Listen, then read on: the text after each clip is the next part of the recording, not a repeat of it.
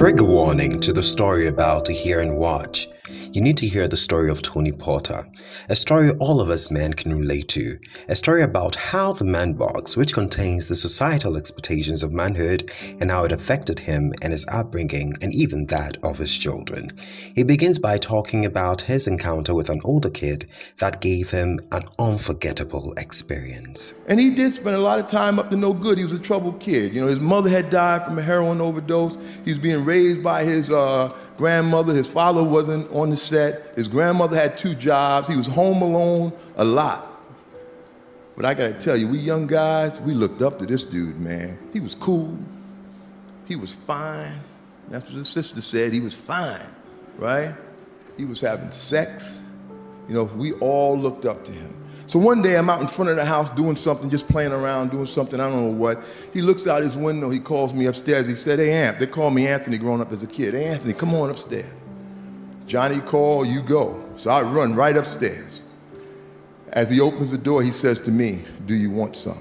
Now I immediately knew what he meant, because for me growing up at that time and our relationship with this man box, "do you want some" meant one of 2 things, sex or drugs. And we weren't doing drugs. Now, my box, my card, my man box card was immediately in jeopardy. 2 things. One, I never had sex.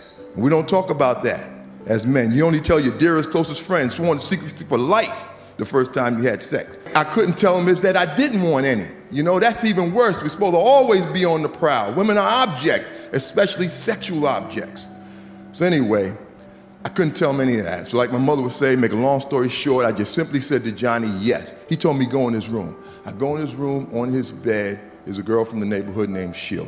She's 16 years old, she's nude. She is what I know today to be mentally ill, higher functioning at times than others. We had a whole choice worth, you know, inappropriate names for her. But anyway, Johnny had just gotten through having sex with her. Well, he actually raped her, but he would say he had sex with her because while Sheila never said no, she also never said yes. So he was offering me the opportunity to do the same. So when I go in the room, I close the door. Folks, I'm petrified. I stand with my back to the door so Johnny can't bust in the room and see that I'm not doing anything. And I stand there long enough that I could have actually done something. So now I'm no longer trying to figure out what I'm gonna do. I'm trying to figure out how I'm gonna get out of this room. So in my 12 years of wisdom, I zip my pants down, I walk out into the living room, and lo and behold to me, while I was in the room with Sheila, Johnny was back at the window calling guys up. So now it's a living room full of guys, like, you know, like the waiting room in the doctor's office. And they asked me, how was it? And I say to them, it was good. And I zip my pants up in front of them, and I head for the door. Now I say this all with remorse, and I was feeling a tremendous amount of remorse at that time, but I was conflicting, because while I was feeling remorse, I was excited, because I didn't get caught, but I knew I felt bad about what was happening.